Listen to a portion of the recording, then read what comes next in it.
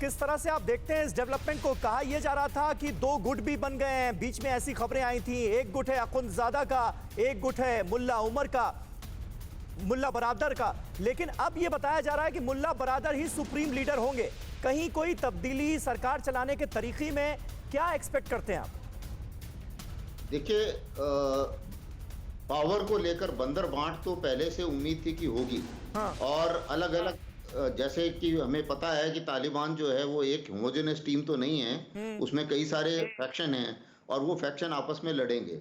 बरादर के हक में क्यों बरादर की मेरे विचार से फेवर में लोग ज़्यादा बोल रहे हैं, या जो ये खबर आई है आपके पास, क्योंकि बरादर जो है वो फाइटर है और अभी उनका मानना है तालिबान का कि ये जो जीत उन्हें मिली है वो फाइटर्स से मिली है और लड़ाई करके मिली है। तो एक तरीके से उनका भरोसा फाइटर के ऊपर ज्यादा होगा जी। और बरादर उस हिसाब से अखुंदजादा से थोड़ा सा मेरे विचार से उनको एडवांटेज है, जहां तक एक्सेप्टेंस जो फाइटर जो की एक्सेप्टेंस है उनके मुताबिक।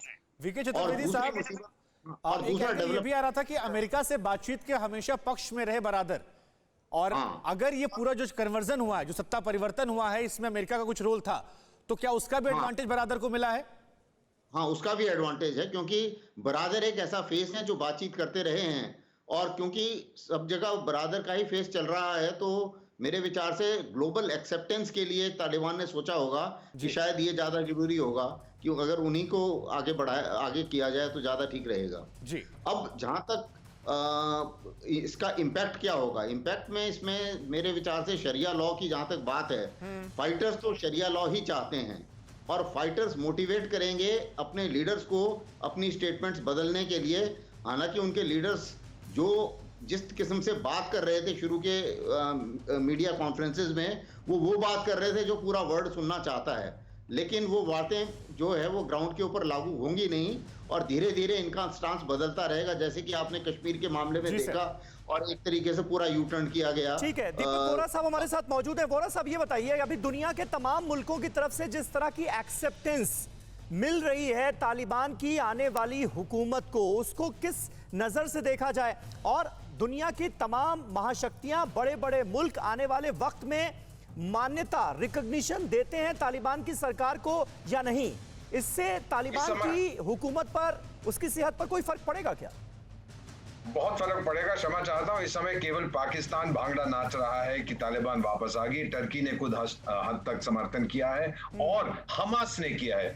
ईरान ने यह कहा है कि अमेरिका हार गया, बड़ी अच्छी बात है, आगे कुछ नहीं बोला। और चीन जो हमेशा गाली देता तो अमेरिका कह रहा है कि अब अमेरिका को नहीं जाना चाहिए, उसको तालिबान को कंट्रोल करना चाहिए, एटसेट्रा एटसेट्रा। सब दुनिया का कोई भी देश, सुन लीजिएगा, कोई भी मुल्क, चीन भी नहीं, फाइनेंशियली सपोर्ट करेगा तालिबान रेजिम को जब तक वो ये डेमोन्स्ट्रेट नहीं करेंगे कि हम आतंक के यूएन में एक प्रस्ताव पास कराया गया था कि भाई अफगानिस्तान की सरजमीन का आतंक के लिए इस्तेमाल नहीं होगा। जो रशिया और चीन जैसे मुल्क थे वो एब्सटेन कर गए थे, लेकिन 13 वोट पड़े थे, तो उसको लोगों ने इस तरह से भी पेश किया कि देखिए भाई, यूएन के प्रस्ताव में तालिबान की हुकूमत का जिक्र है, तो एक तरह से मान्यता तो मिल ही गई। ये माना जाना चाहिए या बिल्कुल गलत है? ये नहीं, यूएन सिस्टम में ऐसी चीजें नहीं माननी चाहिए। जो लोग सिस्टम से बाहर हैं वो ये कहते हैं कि नाम ले लिया किसी का तो कह दिया। अगर वो कह दें कि लश्कर ए तोयबा बहुत खराब चीज है, उनके अगेंस्ट यूएन रेजोल्यूशन, जी उन्होंने मान्यता दे दी है लश्कर ए तोयबा को, ये बात नहीं है। ठीक है जी, पाकिस्तान मिले या ना मिले वो तो वक्त बताएगा, लेकिन एक बात हो गई है और वो ये है कि अफगान फतेह से आतंकी संगठनों का जोश हाई हो गया है। न्यूज़ टॉप 9 रोज सुबह 7 बजे और शाम 7 बजे सिर्फ TV9 भारतवर्ष पर।